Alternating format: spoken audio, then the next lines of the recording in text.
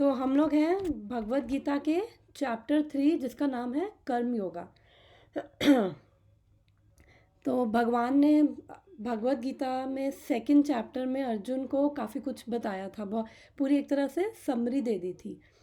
तो उसके अंदर ये जो चैप्टर है कर्म योगा, उस कर्म योग के बारे में भगवान ने उसे बताया था। निष्काम कर्म योग क्या है, सब कुछ बताया था। फिर ये थर्ड चैप्टर कैसे स्टार्ट हुआ? अर्जुन की कन्फ्यूजन से।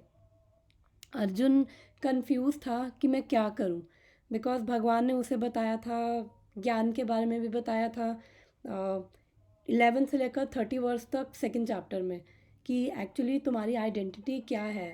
अर्जुन को आइडेंटिटी क्राइसिस था, मैं कौन हूँ। तो भगवान ने उसको बताया कि एटर्नल और परमानेंट क्या है, स्पिरिट और मैटर का डिफरेंस, कि हम लोग क्या हैं, हम लोग एक सोल हैं, हम लोग आत्मा है, और हम सनातन हैं, और जो ये बॉडी है ये टेम्परेरी है। और हमारी रियल आइडेंटिटी क्या है, भगवान ने वो बताया। बिकॉज हम लोग डिफरेंट रोल्स लेते रहते हैं, कभी as a mother father, as a brother sister, so different roles में है। तो जब डिफरेंट रोल्स में होते हैं, फिर लोगों के साथ डीलिंग्स करते हैं, तो अलग अलग रोल्स में हमारी खिचड़ी बन जाती है। जैसे अभी ऑफिस में तो मैनेजर, फिर घर आके एक मदर, एक वाइफ, तो फिर वही आइडेंटिटी, मैनेजर वाली आइडेंटिटी अगर घर लेके आएंगे, और घर में अगर इन लॉज हो गए, रिलेटिव्स हो गए, अगर उनको उस आइडेंटिटी से हम डील करेंगे, तो फिर वो खिचड़ी बन जाएगी हमारी। और फिर हम अपने सेल्फिश इंटरेस्ट से अपने अपने लोअर मोड्स में हम एक्ट करते हैं, तो वो सारी प्रॉब्लम्स होती हैं। तो अर्जुन के साथ भी प्रॉब्लम थी कि उसको समझ नहीं आ रहा था मैं क्या करूं, बिकॉज उसके ही गुरु और उसके ही अपने वहाँ पे खड़े थे, और भगवान उसको कह रहे थे लड़ने के लिए। तो वो भी एक आइडेंटिटी क्राइसिस से गुजर रहा था। फिर उसके बाद भगवान ने उसे काफ़ी कुछ बताया। फिर कर्म विकर्म कर्म योगा, और फिर उसके बाद एंड में बताया, जब स्थित प्रज्ञा के बारे में बताया, कि कैसे हम कैसे पीसफुल रह सकते हैं, कैसे स्थित प्रज्ञा जो है पीसफुल है, इरिस्पेक्टिव ऑफ एक्सटर्नली कितना भी नॉइज़ हो, कितनी भी प्रॉब्लम्स हो, तो वो कैसे पीस फील कर रहा है। फिर लास्ट 15 वर्सेस में तो भगवान ने उसे बोला ही नहीं लड़ने को। तो फिर उसका कन्फ्यूजन हुआ उसको, जब भगवान ने चित्त प्रज्ञा के बारे में बताया, और फिर उसके बाद में एंड में वो कंफ्यूज हो गया कि एक्चुअली मैं करूँ क्या। क्योंकि भगवान ने उसी कन्फ्यूजन का क्या कारण था, 249 वर्स में भगवान ने बोला था, दूरे नहीं आवरण कर्मा बुद्धि योगा धनंजया, कि मतलब अपनी बुद्धि से जो भी अबॉमिनेबल वर्क है, घृणित कर्म है, उनको दूर रखो अर्जुन। बिकॉज फर्स्ट चैप्टर में उसका एक रीज़न था ना लड़ने का, कि मुझे पाप लगेगा। एक्चुअली जो भगवत गीता है वो एक कन्वर्जन चल रही है, और वो सब कंटिन्यूएशन में है। फर्स्ट चैप्टर में उसने रीजंस दिए थे, 4 रीजंस ना लड़ने के। फिर फिफ्थ चैप्टर में, सॉरी सेकंड चैप्टर में, फर्स्ट 10 वर्सेस में उसने सरेंडर किया, तब भगवान ने बोलना शुरू किया। तो वो सब कंटिन्यूएशन में हो रहा है। तो फिर उसको भगवान ने कहा था कि अगर डर है कि पाप लगेगा, तो फाइनली तुम्हें ऐसे कर्मों को दूर रखना है जो तुम्हें इस मटेरियल एंटेंगलमेंट में बांध के रखे, इस जन्म मृत्यु की साइकिल में बांध के रखे। तो भगवान का मतलब वो था, वो अबॉमिनेबल वर्क या वो जो घृणित कर्म है, वो कर्म है जो इस साइकिल में हमें बांध के रखते हैं। बिकॉज जब हम इस साइकिल, बर्थ और डेथ की साइकिल में रहेंगे, तो हमें हमेशा सफरिंग रहेगी। वाई? बिकॉज हमने पढ़ा था कि जो ये मटेरियल वर्ल्ड है, उसका डिज़ाइन कैसा है, उसका डिज़ाइन है ऐसा है कि हमें 3 तरह के भौतिक ताप, दूसरों के द्वारा दिए गए कष्ट, अपने ही माइंड के द्वारा, अपने ही बॉडी के द्वारा दिए गए कष्ट, और फिर ये नेचुरल कैलमिटीज़, ये 3 तरह के तो यूनिवर्सल है, सबको फेस करने पड़ेंगे। उसके अलावा 4 चीज़ें और, बर्थ, डेथ, डिजीज़ और ओल्ड एज, ये 4 चीज़ें भी सबको फेस करनी है, चाहे वो इस वर्ल्ड में कहीं भी हो। बिकॉज इसका, इस मटेरियल वर्ल्ड का डिज़ाइन ही ऐसा है। तो भगवान का मतलब था कि इन कर्मों को दूर रखो जो इस साइकिल में बांधे। बिकॉज जब हम ऐसे कर्म करेंगे तो हमारी नेक्स्ट बॉडी तैयार रहेगी। बिकॉज सेकंड चैप्टर में भगवान बता रहे हैं कि बोल रहे हैं कि जो जब हमने 11 से 30 वर्सेस में भगवान ने वर्स श्लोक बोले थे कि जो हमारी सोल है वो एटर्नल है, ये एक बॉडी छोड़ के वो नेक्स्ट बॉडी 100% लेगी, और हम अपने कर्मों के अकॉर्डिंग अपनी नेक्स्ट बॉडी बना रहे हैं।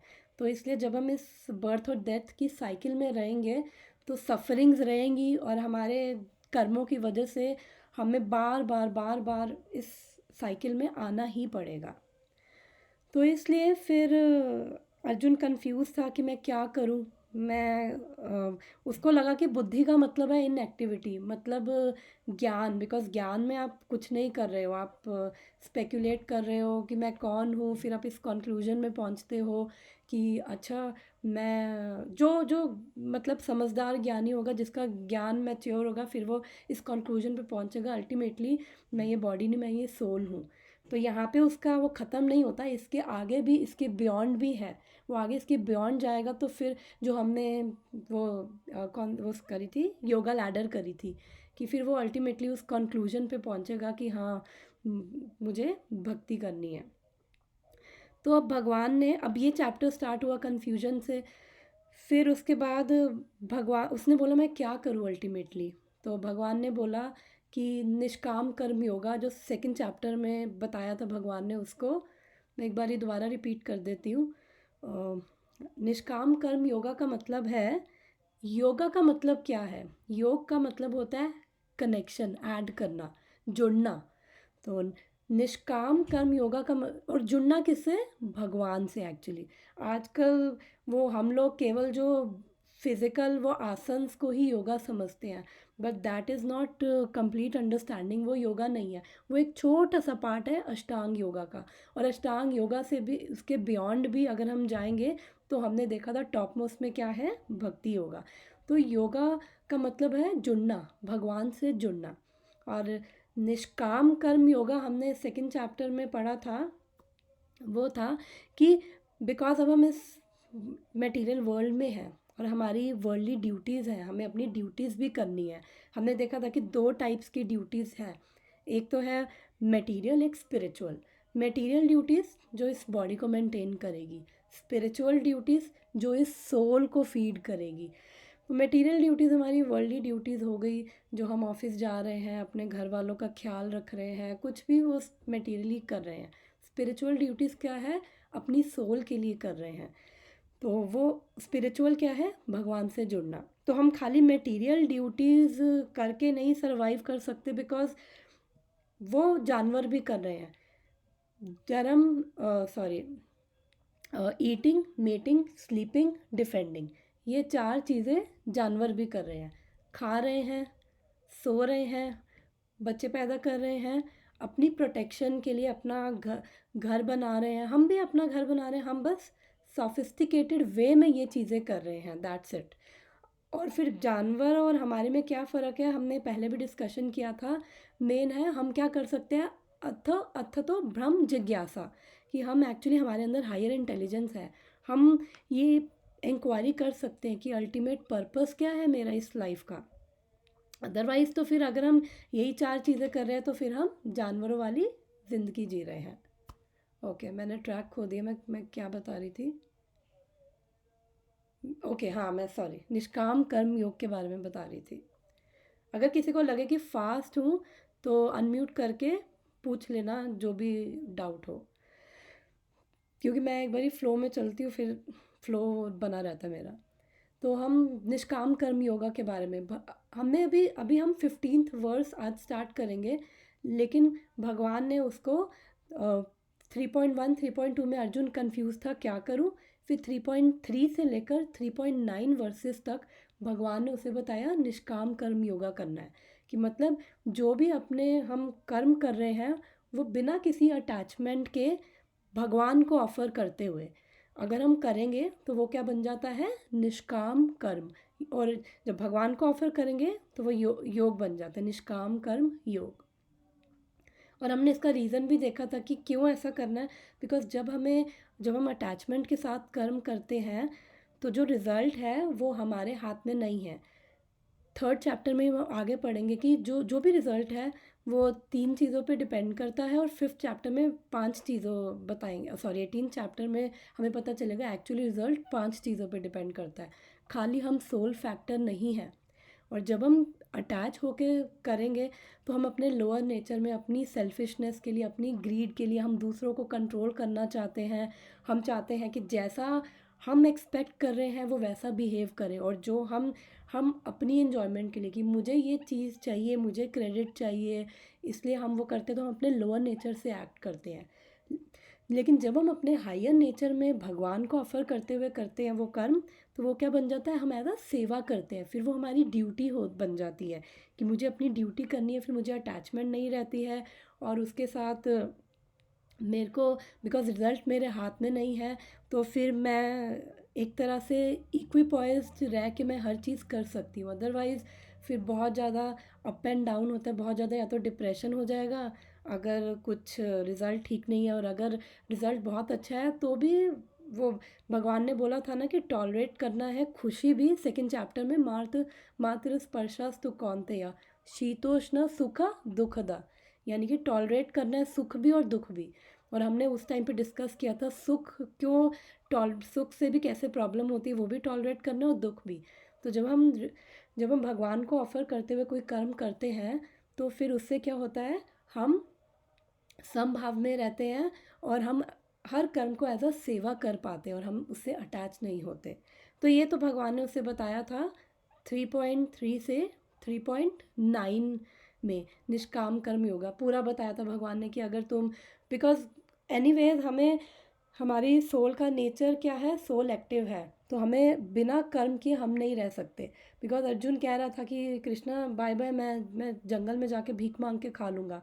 तो फिर भगवान ने कहा कि एक्सटर्नली तुम ये अपना सैफरन वो ले लोगे, और उसके बाद इंटरनली अगर तुम्हारी सेंसेस नहीं होंगी कंट्रोल में, और तो फिर तुम मिथ्याचारी, तुम ढोंगी हो, तुम प्रिटेंडर हो। और बिकॉज हमारी जो सोल है एक्टिव है, तो हमें प्रवोक करेगी 3 गुणों के अकॉर्डिंग, सतोगुण, कभी हम सतोगुण में, रजोगुण में, तमोगुण में, कि हमें कोई ना कोई कर्म करने को, जो हमारा नेचर है उसके हिसाब से हमें कर्म करने को प्रवोक करेगी हमारी सोल। तो उस केस में तुम बिना कर्म किए नहीं रहोगे, और तुम्हारा नेचर क्या है, तुम क्षत्रिय हो, तो पैशनेट हो, एग्रेसिव हो, और तुम इनजस्टिस नहीं टॉलरेट कर सकते। अगर तुम जंगल में जाओगे, तुम देखोगे कि किसी पे कुछ भीख मांग के खाओगे, किसी पे कुछ इनजस्टिस हो रहा है, तो तुम वहाँ पे जाके हैवक क्रिएट करोगे। तो इसलिए जो तुम्हारा वर्ण और आश्रम है, तुम उसमें रह के अपनी ड्यूटीज़ करो, और वही तुम्हारे लिए बेटर, और हम सब के लिए भी बेटर है कि जो हमारा नेचर है उसके अकॉर्डिंग हम अपनी ड्यूटीज़ करें। और कैसे करें, कृष्ण को ऑफ़र करते हुए। बिकॉज 3.9 में भगवान ने बोला था कि work should be done as a sacrifice to Vishnu, otherwise it will cause bondage. साफ बोल दिया था कि अगर अपना कर्म विष्णु या कृष्ण को ऑफ़र करते हुए नहीं करोगे, तो फिर मतलब भगवान को सेंटर में रखते हुए नहीं करोगे, तो उससे क्या है, फिर अल्टीमेटली वही बॉन्डेज मिलेगी, वही बर्थ और डेथ की साइकिल मिलेगी, वही बॉडी बनाओगे, वही सब करते रहोगे जो अभी तक करते आ रहे हो। तो फिर नेक्स्ट सेक्शन शुरू हुआ था 3.10 से, और ये 3.16 तक है। तो आज मेरे पास ज़्यादा टाइम नहीं है, तो आज हम 15-20 मिनट्स और खाली रीड कर लेते हैं ये वर्ड्स। तो अब मैं एक बार ये ओवरव्यू दे देती हूँ कि ये सेक्शन क्या है। अब भगवान पहले ऊपर थे, अब भगवान थोड़ा नीचे आ रहे हैं योगा लैडर में, कि पहले तो बताया था कि मेरे को ऑफ़र करते हुए करो।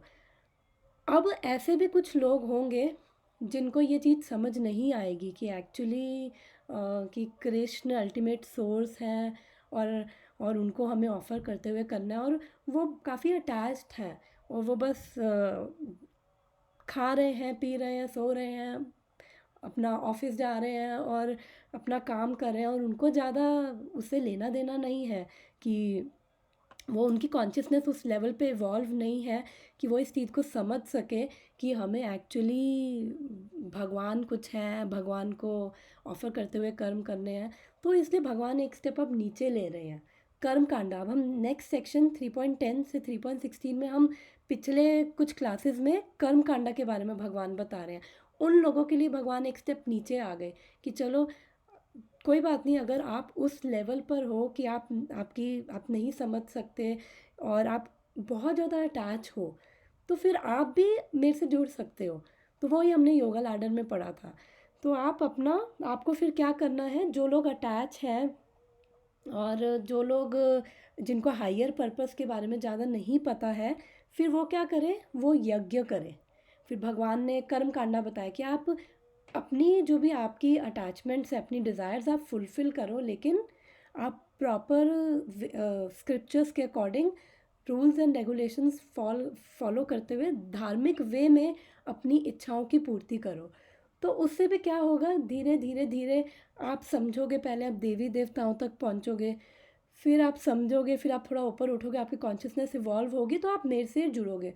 बिकॉज भगवान ने कहा कि जो भी देवी देवताओं को भी सेटिस्फाई कर रहे हो, अल्टीमेटली जो भी वेदों को समझने का मतलब या फिर देवी देवताओं को सेटिस्फाई कर रहे हो, तो अल्टीमेटली इनडायरेक्टली आप मुझे ही कर रहे हो, मेरे तरह ही आ रहे हो।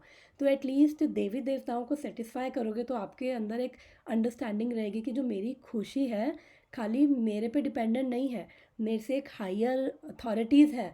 तो जब मैं उनको सेटिस्फाई करूँगा तो मुझे हैप्पीनेस मिलेगी।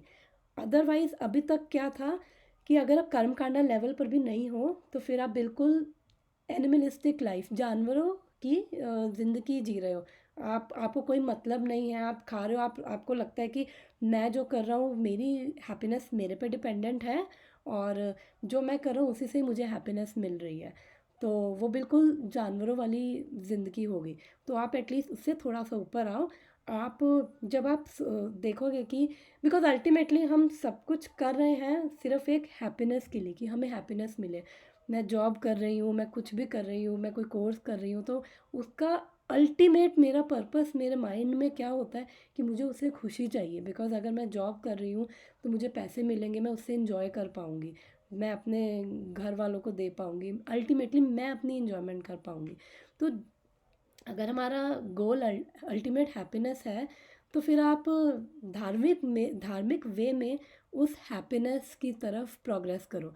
जब आप देवी देवताओं तक जाओगे तो फिर एटलीस्ट आपके अंदर एक रहेगा कि नहीं, मेरी खुशी मेरे पे नहीं डिपेंडेंट, मुझे कुछ करना है। और ये वैदिक वे ऑफ एक एक्नॉलेजमेंट है कि जो भी मेरी खुशी है मेरे पे डिपेंडेंट नहीं है, मेरे से हायर अथॉरिटीज़ पे डिपेंडेंट है। अगर वो अल्टीमेटली हैप्पी होंगे तो वो मेरे को सारी लाइफ की बेसिक नेसेसिटीज़ देंगे, heat, light, water, air, sunlight, सब कुछ वो मुझे देवी देवता प्रोवाइड करेंगे। तो इसलिए भगवान यहाँ पे अब एक स्टेप नीचे, कर्म कांडा। फिर भगवान बता रहे हैं कि फिर जो लोग, ये भक्तों के लिए नहीं है सेक्शन, ये उनके लिए है जो मेटेरियली बहुत अटैच है। तो बिकॉज भक्तों के लिए तो वो डायरेक्ट भगवान तक जा सकते हैं, लेकिन जिनकी अभी उतनी फेथ नहीं है, वो समझना नहीं चाहते या उतनी कॉन्शियसनेस इवॉल्व नहीं है, फिर वो लोग ऐसे करते हुए ग्रेजुअली धीरे धीरे कृष्ण तक पहुंच जाएंगे। तो उनके लिए यहाँ पे बताया गया था यज्ञ। तो हमने देखा था कि यज्ञ क्या है, एक तो प्रिंसिपल है और एक फॉर्म है। फॉर्म क्या हो गया कि हवन। तो भक्त क्या करते हैं, भक्त प्रिंसिपल फॉलो कर रहे हैं, सिद्धांत फॉलो कर रहे हैं। वो नवविधि भक्ति जो हमने बताया था, श्रवण कर रहे हैं, भगवान के बारे में सुन रहे हैं और चैंटिंग कर रहे हैं, हरे कृष्णा कृष्णा कृष्णा हरे हरे, हरे रामा रामा रामा हरे हरे। तो भक्त तो ये 9 प्रोसेसेस ऑफ भक्ति में लगकर अपना यज्ञ कर रहे हैं, वो डायरेक्टली कृष्ण को प्लीज़ कर रहे हैं। लेकिन जो उस लेवल पे नहीं है, फिर वो क्या कर रहे हैं, वो उसका फॉर्म, यानी कि वो हवन कर रहे हैं डिफरेंट डिफरेंट, और फिर उससे डिफरेंट डिफरेंट देवी देवताओं को वो प्रसन्न कर रहे हैं, फिर उनको उनसे बेसिक नेसेसिटीज़ मिल रही है लाइफ की। तो ये तो था बैकग्राउंड कि ये चल क्या रहा है। तो अब हम आते हैं अपनी 15th वर्स पे। मैं वर्स रिसाइट करती हूँ। कर्म ब्रह्मोद्भवं विद्धि ब्रह्मा अक्षरा समुद्भवं तस्मात् सर्वगतं ब्रह्मा नित्या यज्ञ प्रतिष्ठितम्।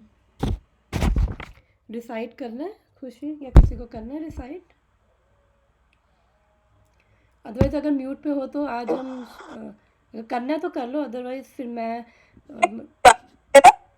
Yes yes hello. Hello yes recite करना है हाँ। तो गो अहेड। हाँ।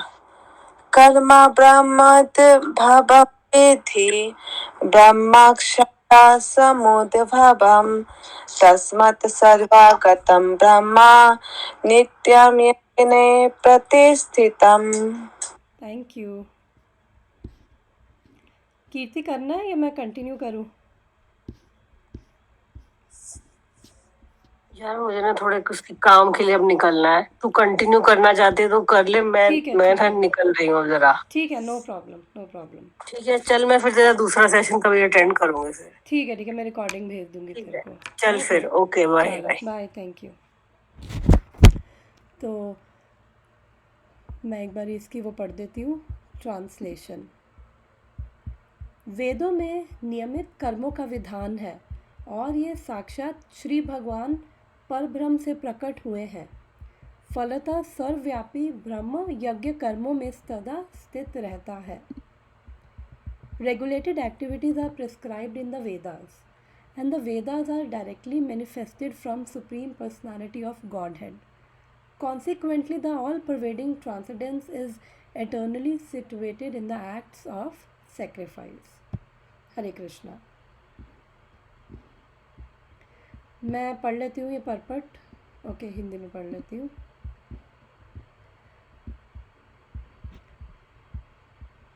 इस श्लोक में यज्ञार्थ कर्म अर्थात कृष्ण को प्रसन्न करने के लिए कर्म की आवश्यकता को भली भांति विवेचित किया गया है। यदि हमें यज्ञ पुरुष के परितोष के लिए कर्म करना है तो हमें ब्रह्म या दिव्य वेदों से कर्म की दिशा प्राप्त करनी होगी। मैं काम करती हूँ ये पढ़ने की बजाय ना, मैं साथ साथ इसका, बिकॉज आज टाइम कम है, मेरे पास 15 मिनट्स है, तो मैं इसका मीनिंग भी साथ साथ बता देती हूँ क्या है। फिर हम नेक्स्ट टाइम से अपना नॉर्मल कंटिन्यू कर लेंगे वर्ड्स पढ़ के और वो। तो मैं इंग्लिश में पढ़ती हूँ, ठीक है ना? इंग्लिश में पढ़ती हूँ। यज्ञार्थ कर्म और necessity of work for satisfaction of Krishna only is more expressed stated in the words. तो अब यहाँ पे भगवान क्या बता रहे हैं? कर्मा ब्रह्मोद्भवम विद्धि, यानी कि कर्म कहाँ से आ रहे हैं? कर्म आ रहे हैं, कर्मा आ रहे हैं प्रिस्क्राइब ड्यूटी से। हमने पिछले वर्स में पढ़ा था। यहाँ पे कह रहे हैं यज्ञार्थ कर्मा और necessity of work for the satisfaction of Krishna only is more expressed in this verse. और ब्रह्मोद्भवम विधि, ब्रह्मा का क्या वो, सॉरी वो तो सॉरी ठीक है, नहीं ठीक है। नेक्स्ट है ब्रह्मा अक्षरा समुद्भवम। तो यहाँ पे ब्रह्मा के एक्चुअली डिफरेंट मीनिंग है, लेकिन यहाँ पे ब्रह्मा का मतलब है वेद, और ब्रह्म अक्षरा का मतलब है ब्रह्म अक्षरा समुद्भवम। अक्षरा का मतलब यहाँ पे क्या है? सुप्रीम भगवान श्री कृष्ण। तो वेदा कहाँ से आ रहे हैं? समुद्भवम कहाँ से आ रहे हैं? एब्सोल्यूट ट्रुथ यानी अक्षर से, यानी कृष्ण से, यानी सुप्रीम लॉर्ड कृष्ण से। फिर है तस्मात् सर्वगतिम ब्रह्मा, कि जो ये सर्वगतिम यानी कि जो सर्वव्यापी है, और जो नित्यम यज्ञ प्रतिष्ठितम, मतलब कि जो सर्वव्यापी भगवान है, सर्वव्यापी ब्रह्म यज्ञ कर्मों में सदा स्थित रहते हैं। तो ये तो था इस वर्ड्स का मतलब। हमने पिछले वर्ड्स में देखा था, एक फ्लो चार्ट देखा था जहाँ पे हमने पढ़ा था अन्नाद भवंती भूतानी, कि जो भी लिविंग एंटिटीज़ हैं वो सारे किस पे डिपेंडेंट हैं? फूड ग्रेन्स पे। और फिर हमने देखा था फूड ग्रेन्स किस पे डिपेंडेंट है? अगर मैं 14 वाला वर्स खोलूँ, ओके चलो 15 ही खुल गया, ठीक है सॉरी। 14 वाले में हमने देखा था कि अन्नाद भवंती भूतानी, यानी हम सब अन्न पे डिपेंडेंट है, फूड ग्रेन्स पे। और फिर फूड ग्रेन्स कहाँ से आ रहे थे? हमने वो साइकिल देखी थी, वो आ रहे थे रेन से आ रहे हैं। और रेन किससे आ रही है? जब यज्ञ कर रहे हैं। और यज्ञ करने से क्या हो रहा है कि भगवान भी सेटिस्फाई हो रहे हैं, देवी देवता भी सेटिस्फाई हो रहे हैं, और जिसकी वजह से भगवान भी सेटिस्फाई हो रहे हैं। और फिर जो रेन थी वो यज्ञ से आ रही थी, और यज्ञ कहाँ से आ रहे थे? हमारी प्रिस्क्राइब ड्यूटी से, जो भी हमारी ड्यूटीज़ हैं। तो अभी हमने ये फ्लो चार्ट देखा था पिछले वर्स में, लेकिन अभी हमें इसका सोर्स नहीं देखा था एक्चुअली। ये नेक्स्ट वर्स में 16th में भगवान बताएंगे कि ये चक्र कंप्लीट कैसे हो रहा है। तो अभी हमें पता चलेगा कि इसका सोर्स क्या है। अब हम इसके ये कहाँ से आ रहा है। तो जो प्रिस्क्राइब ड्यूटीज़ हैं हमारी, वो कहाँ से आ रही है? ब्रह्मोद्भवम, यानी कि भगवान से आ रही। तो यहाँ पे हमारा जो वो फ्लो चार्ट है वो कंप्लीट हो रहा है कि जो हमारी प्रिस्क्राइब ड्यूटीज़ है अल्टीमेटली वो कहाँ से आ रही है? भगवान से आ रही है। मैं अभी वो पीपीटी में दिखाती हूँ इसका फ्लो चार्ट, जो मैं अभी बात कर रही हूँ। ये मैं इसकी बात कर रही हूँ। 14th और 15th वर्स में हम ये फ्लो चार्ट पढ़ रहे हैं। ये अभी तक हमने देखा था ये, अब हमें यहाँ पे सोर्स मिल गया कि जो भगवान से क्या आ रहे हैं? वेद आ रहे हैं। अभी हम पढ़ेंगे इस वर्स में। और वेदों से क्या आ रही है? हमारी प्रिस्क्राइब ड्यूटीज़। और जबकि पिछले वर्स में हमने देखा था कि प्रिस्क्राइब ड्यूटीज़ कहाँ से आ रही हैं? कि जब हम यज्ञ करते हैं तो वहाँ से प्रिस्क्राइब ड्यूटीज़ आती हैं। और हमने यहाँ से देखा था, सॉरी, कि जो भी लिविंग एंटिटीज़ हैं, मेरा यहाँ पे माउस है, वो किस पे डिपेंडेंट है? फूड ग्रेन्स पे। और वो फूड ग्रेन्स रेन पे डिपेंडेंट है, रेन डिपेंडेंट है यज्ञों पे। और यज्ञ कहाँ से आ रहे हैं? हमारी प्रिस्क्राइब ड्यूटी से। और प्रिस्क्राइब ड्यूटीज़ कहाँ से आ रही है? वेदों से। और वेद कहाँ से आ रहे हैं? यहाँ पे इस वर्स में वो कंप्लीट हो रही है साइकिल। वेद कहाँ से आ रहे हैं? भगवान से। तो हम आगे देखते हैं। तो अब ये जो अभी बारिश रेन की बात कहाँ से शुरू हो गई? बिकॉज भगवान ने लास्ट टाइम बताया था कि मतलब हमारे आचार्य बताते हैं कि अर्जुन का क्वेश्चन हो सकता है, वो तो कहता है भगवान मैं तो जंगल में जाके खा लूँगा, तो मेरे को ये सब यज्ञ करने की ज़रूरत नहीं है। तो भगवान ने कहा अगर तू जंगल में भी जाएगा, खाएगा, खाना भी तो तुझे मिल रहा है, तो खाना तुझे कहाँ से आ रहा है? वो भी तो अल्टीमेटली रेन से आ रहा है। और जो तू खा रहा है, जो तू अपनी ड्यूटीज़ कर रहा है, तो वो अल्टीमेटली रेंज, हम अपनी प्रिस्क्राइब ड्यूटीज़ करें तो वो सब यज्ञ से आ रही। तो अल्टीमेटली तू खा रहा है तो तू इस साइकिल पर ही डिपेंडेंट है। तो अगर जब हम इस साइकिल पे डिपेंडेंट है तो फिर ये साइकिल फॉलो करनी पड़ेगी। और बिकॉज जो भी हम अपने कर्म कर रहे हैं, हमें लगता है कि हमारी जो ड्यूटीज़ हैं, जैसे यहाँ पे प्रिस्क्राइब ड्यूटीज़ की बात हुई है, तो प्रिस्क्राइब ड्यूटीज़ हमारी, हमें लगता है कि खाली यही है कि अपनी फैमिली की टेक केयर करना, और रिलेटिव्स हो गए, या फिर अपने आप का ध्यान रखना। तो डेफिनेटली ये ट्रू है, ये सच है, ये तो हमें करना है। लेकिन हमारी प्रिस्क्राइब ड्यूटीज़ यहाँ पे आके ख़त्म नहीं होती। जैसे मैंने बताया था कि हमारी सेकंड चैप्टर में पढ़ा था कि मटेरियल ड्यूटीज़ भी हैं, स्पिरिचुअल ड्यूटीज़ भी हैं। तो ये तो सिर्फ हमारी मटेरियल ड्यूटीज़ होगी, लेकिन हमें अगर हायर प्लेन पे जाना है, हमें स्पिरिचुअल प्लेन पे जाना है, तो हम कैसे कनेक्ट होंगे सुप्रीम से? भगवान से कैसे कनेक्ट होंगे? तो वो हमारी स्पिरिचुअल ड्यूटीज़ होती हैं। वो हमें बताएगा कि हम क्या करें। तो लेकिन जो तो भक्त है वो तो फिर directly Krishna consciousness, last line में प्रभुपाद लिख रहे हैं, वो तो कृष्णा कॉन्शियसनेस को अडॉप्ट होके हो जाएंगे। लेकिन जो उस लेवल पे नहीं है, फिर उनको क्या करना है? फिर उनको यज्ञ करना है, ताकि यज्ञ से वो भगवान से कनेक्ट हो। और 9th में हमने देखा था कि अगर वो यज्ञ करेंगे तो वो अल्टीमेटली, क्योंकि यज्ञ पुरुष कौन है? भगवत गीता में 9:24 में भी भगवान बता रहे हैं कि अहम ही सर्व्य यज्ञा नाम भोक्ता च प्रभुरेव च। इसका मतलब कि I am the only enjoyer and master of all sacrifices, therefore who do not recognise me my transcendental nature falls down. यहाँ पे भी बता रहे हैं, फिर श्रीमद् भागवतम में भी भगवान 19 से 31 वर्स में बता रहे हैं कि द ट्रू ये I the supreme personality of Godhead, I am sacrifice. और फिर वो 529 में क्या था, भोक्ता राम यज्ञ तपसाम सर्वलोका महेश्वराम। उसमें भी भगवान बता रहे कि अल्टीमेटली सब यज्ञ का भोक्ता मैं ही हूँ। तो इसलिए जब इनडायरेक्टली भी यज्ञ देवी देवताओं के लिए करेंगे तो वो देवी देवता कृष्ण को ऑफर करेंगे, अल्टीमेट इनडायरेक्टली फिर कृष्ण ही वो सब ऑफरिंग ले रहे हैं उन यज्ञों से। फिर यहाँ पे बता रहे हैं प्रभुपाद कि we must find out the directions of work in Brahman और the transcendental Vedas. The Vedas are the code of working directions. Anything perform without the directions of Vedas is vikarma और अनऑथोराइज्ड और सिंफुल वर्क। तो अभी हमने देखा था वेद कहाँ से आ रहे हैं, वेद भगवान से आ रहे हैं, नीचे देखेंगे अभी उसका। तो अब यहाँ पे प्रभुपाद क्या कह रहे हैं कि जो वेद है वो भगवान से आ रहे हैं।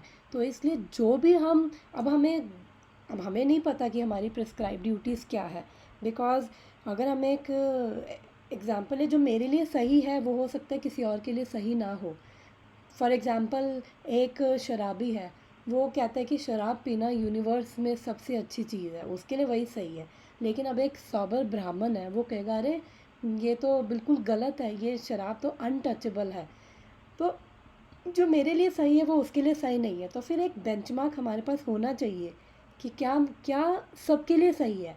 तो वो बेंचमार्क क्या है, हमारे शास्त्र, हमारे स्क्रिप्चर्स, वो हमें बता रहे हैं कि क्या क्या करना है, क्या नहीं करना है, क्या कर्म है, क्या विकर्म है, और क्या हमें बांधेगा। तो वो हमें एक तरह से हमारी प्रिस्क्राइब ड्यूटीज़ बता रहे हैं। तो हमारे जो शास्त्र हैं, therefore one should always take direction from the Vedas to be saved from the reaction of work. अब लोग कहेंगे कि स्क्रिप्चर्स की क्या ज़रूरत है। तो स्क्रिप्चर्स की इसीलिए ज़रूरत है कि हमें डिफ्रेंशिएट करना कि अल्टीमेटली क्या सही है। और स्क्रिप्चर्स में भी अगर हम स्क्रिप्चर्स का एसेंस देखें क्या है, वो भगवत गीता है। तो अगर हम भगवत गीता भी पढ़ते हैं, समझते हैं, तो उससे हमें पता चलता है कि क्या कॉन्शियसनेस होनी चाहिए, क्या करना चाहिए, क्या नहीं करना चाहिए, हमें कैसे सिचुएशंस को हैंडल करना है, हमें क्या अप्रोच होनी चाहिए, हमारी क्या परसेप्शंस होनी चाहिए, हमारी जो फॉल्स बिलीफ सिस्टम है, जो भी हमें लगता है ये सही है। तो वो भगवत गीता क्या करी, हमारी फॉल्स ईगो जिसकी वजह से हम सब चीज़ें कि वो मेरे को क्रेडिट मिलना चाहिए, वो एक्चुअली ये भगवत गीता हमारी फॉल्स ईगो को स्लैकन कर रही है, वो उसको डिज़ोल्व कर रही है, राइट वे बता रही है, राइट कॉन्शियसनेस बता रही है, राइट हमारी आइडेंटिटी बता रही है कि क्या हम हैं और हमें कैसे कोई भी चीज़ करनी है। तो इसलिए अगर हम भगवत गीता भी पढ़ते हैं तो हमें उससे भी समझ आता है, और फिर अगर हम उसके अकॉर्डिंग भी रहते हैं तो हमें एक फ्रीडम मिलती है। फ्रीडम किससे, इन सिंफुल रिएक्शन से। अब हम नेक्स्ट पढ़ते हैं, such directions in the Vedas are directly manifested from the breathing of supreme personality of Godhead. अब हमने वो साइकिल देखी थी कि वेद कहाँ से आ रहे हैं, जो हमने ऊपर पढ़ा वेद को फॉलो करना है। वेद कहाँ से आ रहे हैं, from the breathing of supreme personality of God head. तो अब यहाँ पे नेक्स्ट लाइन में प्रभुपाद लिख रहे हैं, अस्य महतो भूतस्य निश्वासितम एतद यज्ञ ऋग्वेदा यजुर्वेदा समावेदा अथर्वेद। हिंदी में क्या लिखा है, अथर्ववेदा, ठीक है, सॉरी। 4 वेदास हैं, ये जो है ऋग्वेद, यजुर्वेद, सामवेद और Atharvaveda. All are emanations from the breathing of great personality of Godhead. अब ये प्रभुपाद ने कहाँ से उठाई है ये लाइन, प्रभुपाद कह रहे हैं कि ये बृहद आरण्य का उपनिषद में ये लिखा है कि जो वेद हैं वो कहाँ से आ रहे हैं, ब्रीथिंग से। अब हम ये इसको कैसे कर, ये बृहद आरण्य का उपनिषद में भी आता है, प्लस ये ब्रह्मा जी भी कंफर्म कर रहे हैं। ब्रह्मा जी ये आई थिंक 32 वर्स है, वो क्या था, तो ब्रह्म संहिता का ये वर्स है, अंगानी यस्य सकलेन्द्रिय वृत्तिमान्ति पश्यन्ति पान्ति कल्यान्ति चिरं जगान्ति आनन्द चिन्मया सदुज्ज्वलस्य विग्रहस्य गोविंदम आदिपुरुषम तमहम भजामि। तो यहाँ पे क्या क्या लिख रहे हैं, ब्रह्मा जी बोल रहे हैं। ये आरण्य का उपनिषद में भी ये लिखा है सेम चीज़, और ब्रह्म संहिता में ब्रह्मा जी भी सेम चीज़ बोल रहे हैं। क्या बोल रहे हैं, each of the limbs of the transcendental figure किसकी possesses in himself भगवान की the full fledged functions of all the organs and eternally sees, maintains and manifests the infinite universes both spiritual and mundane. मतलब कि भगवान के जो senses हैं, भगवान की कोई भी सेंस कुछ भी काम कर सकती है. वहाँ पे ब्रह्मा जी भी बोल रहे हैं और ये यहाँ पे इस उपनिषद में भी बात हो रही है. प्रभुपाद यहाँ पे ये बोल रहे हैं कि जो वेद है भगवान की ब्रीथिंग से आए हैं. अब हम देखें, अब हमारा जो मुंह है केवल खाने का वो काम करेगा या फिर बोलने का काम करेगा. देखने का काम, मतलब हमारी जो टंग है देखने का काम नहीं करेगी. पेट केवल डाइजेस्ट करेगा, पेट बोल नहीं सकता है. लेकिन भगवान की हर इंद्रिया हर कर्म कर सकती है. तो इसलिए अब जो भागवतम में भी हमने पढ़ा कि जो यूनिवर्सेस आए हैं, जो ये ब्रह्मांड आए हैं, वो कहाँ से आए हैं? भगवान की ब्रीथिंग से. तो ये जो वेद आए हैं वो भी फिर कहाँ से आ रहे हैं? भगवान की, कृष्ण की ब्रीथिंग से. The Lord being omnipotent can speak by breathing air, for it is confirmed in Brahma Samhita. The Lord has omnipotence to perform through each of his senses the action of all senses.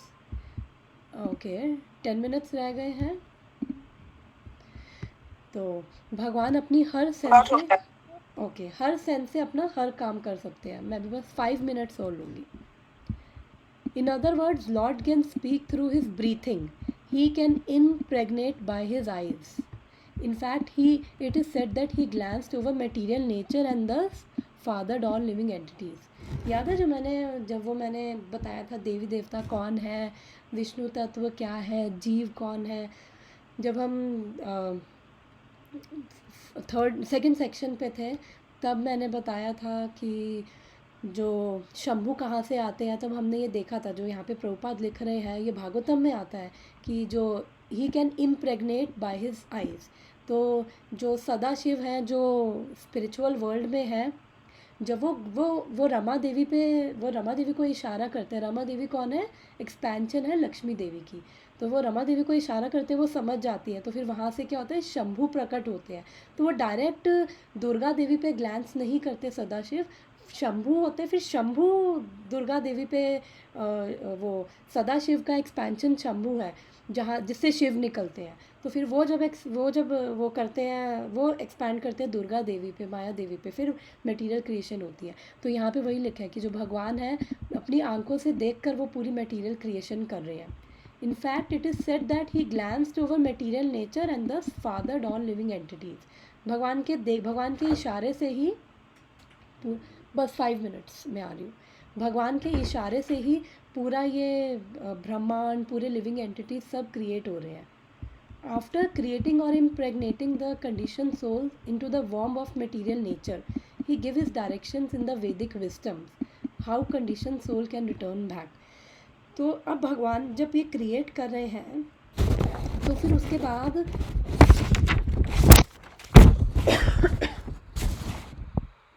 फिर भगवान जब भगवान ही create करे, अब condition souls आ गए, हमें लगता है कि अब हम इंजॉय करें. ठीक है, इंजॉयमेंट करना एक हद तक ठीक है, लेकिन हमें फिर ये भी देखना है ना कि भगवान बहुत मर्सीफुल है. वो चाहते हैं कि हम अपनी इंजॉयमेंट के साथ अपने अल्टीमेट पर्पस की तरफ भी मार्च करें. वो क्या है? सेल्फ रियलाइजेशन, आत्म साक्षात्कार, या फिर भगवान से जुड़ने का. आत्म साक्षात्कार का मतलब यही है, वर्ड बहुत बड़ा है, उसका मतलब यही है कि जानना कि मैं कौन हूँ, भगवान कौन हूँ.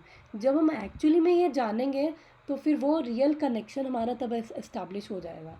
तो जब हम आत्म साक्षात्कार करें, तो इसलिए भगवान ने यहाँ पे दिया है कि वेदों के अकॉर्डिंग चलो और अपनी इन्जॉयमेंट भी, जो अपनी डिज़ायर है वो भी धार्मिक वे में करो, और साथ में अपने अल्टीमेट पर्पस की तरफ भी मार्च करो, यानी कि लिबरेशन या फिर आत्म साक्षात्कार की तरफ मार्च करो. तो वो अल्टीमेट पर्पस है. We should always remember that conditioned souls in material nature are all eager for material enjoyment, but the Vedic directions are made so that one can satisfy one's perverted desires, then return to Godhead. कि जो हमारी जो भी desires हैं वो perverted है, विकृत है, प्योर नहीं है अभी अभी, बिकॉज हमें हम अंदर से पता है कि हमारी क्या क्या इच्छाएं हैं, क्या क्या हमारी ऐसी अटैचमेंट्स हैं जो हमें कितना पावरलेस बना देती है, और वो प्योर नहीं है। तो इसलिए जो भी हमारी इच्छाएं हैं, जो भी हमारी इन्जॉयमेंट है, वो अगर हम शास्त्रों के अकॉर्डिंग करेंगे तो हम विम्सिकली अपने अपने अकॉर्डिंग एक्ट नहीं करेंगे। तो ऑटोमेटिकली क्या है, इस प्रोसेस को फॉलो करते हुए हम धीरे धीरे ग्रेजुअल, ये ग्रेजुअल प्रोसेस है, बहुत स्लो प्रोसेस है। भक्ति क्या है, फास्ट प्रोसेस, लेकिन ये क्या है, gradual process. Slowly slowly slowly slowly क्या होगा, हमें डिटैचमेंट आने लगेगी। जब हमें डिटैचमेंट आएगी तो ऑटोमेटिकली क्या है कि हम इस बर्थ और डेथ की साइकिल को हम समझ पाएंगे कि अच्छा अल्टीमेट हमारा पर्पस क्या है, और हम बर्थ और डेथ की साइकिल को फिर हम ब्रेक कर पाएंगे। तो हमारे बिकॉज हम अल्टीमेटली इन्जॉय कर रहे हैं, तो इस इन्जॉयमेंट के साथ क्या होप है, होप क्या है, स्क्रिप्चर्स हैं कि जब हम शास्त्रों के अकॉर्डिंग यज्ञ करेंगे, देवी देवताओं को प्रसन्न करेंगे, जिससे अल्टीमेटली भगवान प्रसन्न होंगे, तो उससे धीरे धीरे क्या होगा, अल्टीमेटली हमें वो, अब हम ये नेक्स्ट वर्स में बड़े इलेबोरेटली देखेंगे कैसे ये अटैचमेंट आएगी, मैं कैसे डिटैचमेंट आएगी, इसको मैं नेक्स्ट वर्स में बहुत डिटेल में बताऊँगी।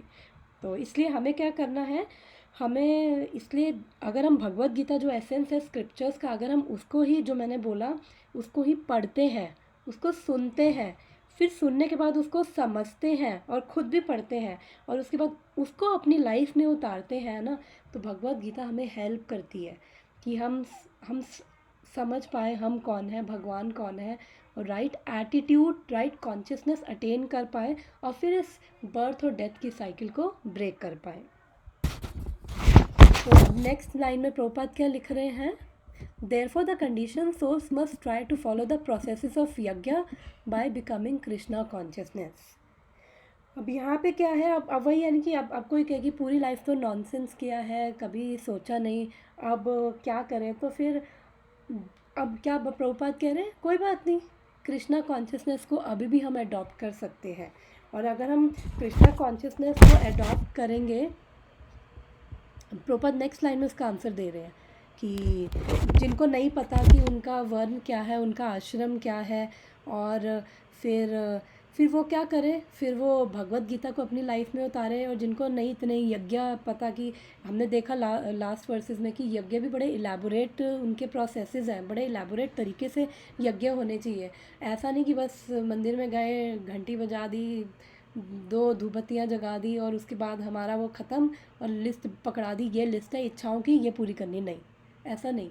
ये बहुत डिग्रेडेड वर्जन है जो हम कलयुग में करते हैं, तो वो प्रॉपर वे नहीं है। करना है अगर, तो फिर शास्त्रों को फॉलो करते हुए जो भी इच्छाएं हैं, पुत्रम देही, ये देही, वो देही, पुत्र प्राप्ति, अच्छा ब्यूटीफुल स्पाउस चाहिए, वेल्थ चाहिए, विद्या चाहिए, जो भी चीज़ें हैं वो चाहिए, फिर उसके लिए प्रॉपर प्रोसेस है, प्रॉपर यज्ञ करो।